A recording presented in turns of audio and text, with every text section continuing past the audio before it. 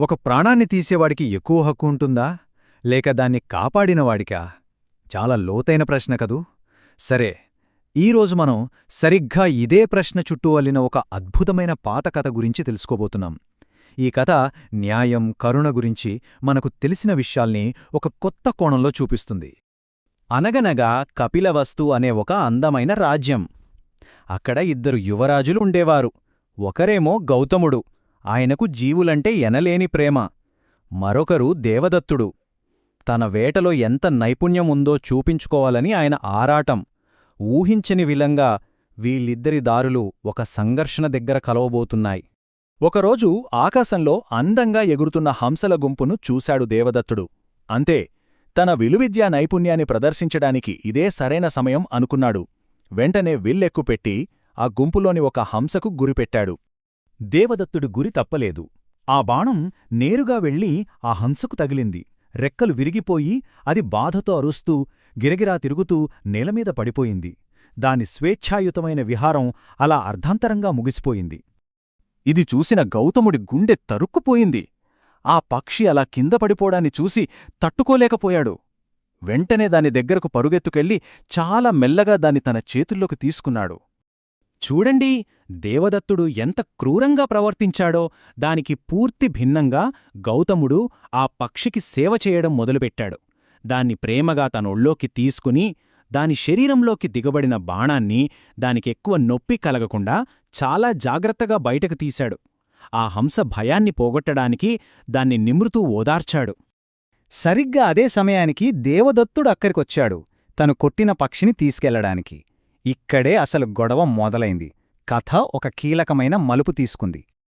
దేవదత్తుడు గట్టిగా, ఆ హంస నాది, దాన్ని బాణంతో కొట్టింది నేను, కాబట్టి దానిమీద హక్కు నాకే ఉంటుంది అని వాదించాడు. అంటే అతని ఉద్దేశంలో వేటాడిన వాడికే ఆ జీవిమీద సర్వహక్కులు ఉంటాయి. కాని గౌతముడు ఒప్పుకోలేదు.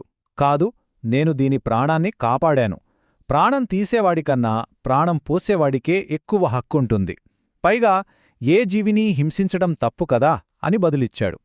ఆయన వాదనంతా కరుణ, ప్రాణరక్షణ అనే సూత్రాల మీద ఆధారపడి ఉంది. ఇక్కడ గొడవ కేవలం ఒక పక్షి గురించి కాదు. ఇది రెండు విభిన్నమైన సిద్ధాంతాల మధ్య పోరాటం. ఒకటి హింస ద్వారా అధికారం సాధించడం, ఇంకొకటి కరుణతో ప్రాణాల్ని కాపాడటం. మరిప్పుడు చెప్పండి, ఆ హంస ఎవరికి చెందాలి?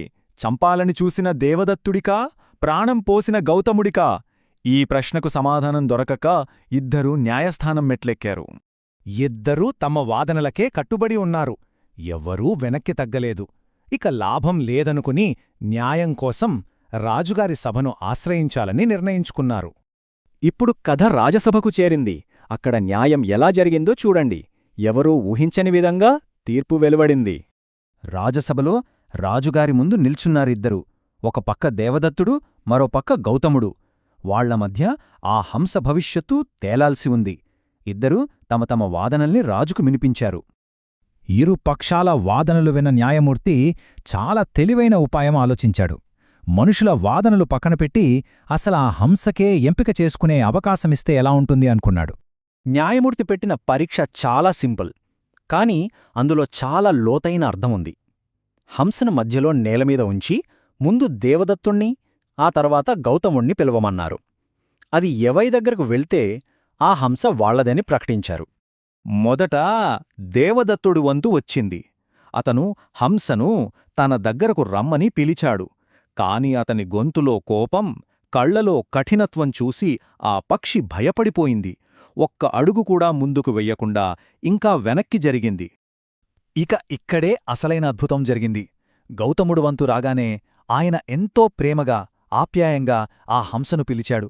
ఆ పిలుపులోని కరుణను ఆ పక్షి గుర్తుపట్టింది. మెల్లగా నడుచుకుంటూ వెళ్లి గౌతముడి చేతుల్లోకి ఎక్కి కూర్చుంది. తనను కాపాడినవాడి దగ్గరే దానికి రక్షణ దొరుకుతుందని దానికి తెలుసు. ఇది చూసిన రాజు, న్యాయమూర్తి, సభలో ఉన్నవాళ్లందరూ ఆశ్చర్యపోయారు. గౌతముడి దయ, అహింసా మార్గం గెలిచినందుకు అందరూ చప్పట్లతో ఆయన్ని అభినందించారు. రాజుగారి తీర్పు కేవలం ఒక హంస కోసం కాదు. ఆ తీర్పు వెనుకున్న అసలు సందేశమేంటో ఇప్పుడు మనం వివరంగా తెలుసుకుందాం. ఈ తీర్పు కేవలం హంస ఎవరిది అని చెప్పలేదు. అది ఒక గొప్ప నైతిక సూత్రాన్ని మనముందుంచింది. అదేంటంటే, ప్రాణం తీసేవాడి కన్నా ఒక ప్రాణాన్ని కాపాడే వాడికే ఎక్కువ హక్కు, గౌరవం ఉంటాయని. ఈ కథ మనకు నేర్పే శాశ్వతమైన పాఠమైతే, క్రూరత్వంతో, హింసతో సాధించలేని దాన్ని ప్రేమతో, దయ్యతో సులభంగా సాధించవచ్చని ఈ కథ మనకు స్పష్టంగా చెబుతోంది. చూడండి, ఈ కథ జరిగి వేల సంవత్సరాలు గడిచిపోయి ఉండొచ్చు, కాని దానిలోని ఆ ప్రశ్న మాత్రం ఇప్పటికీ మన చుట్టూనే ఉంది. పర్యావరణాన్ని కాపాడాలనుకునేవారికి, దాన్ని నాశనం చేసేవారికి మధ్య జరిగే పోరాటంలో మనం దీన్ని చూడొచ్చు. జంతువుల హక్కుల గురించి మాట్లాడినప్పుడు ఈ వాదన వినొచ్చు. మరి ఆలోచించండి, ప్రాణం తీసేవాడికన్నా దాన్ని నిలబెట్టేవాడికే హక్కు ఎక్కువ అనే ఈ పురాతన న్యాయం నేటి మన ఆధునిక ప్రపంచానికి ఎంత అవసరం?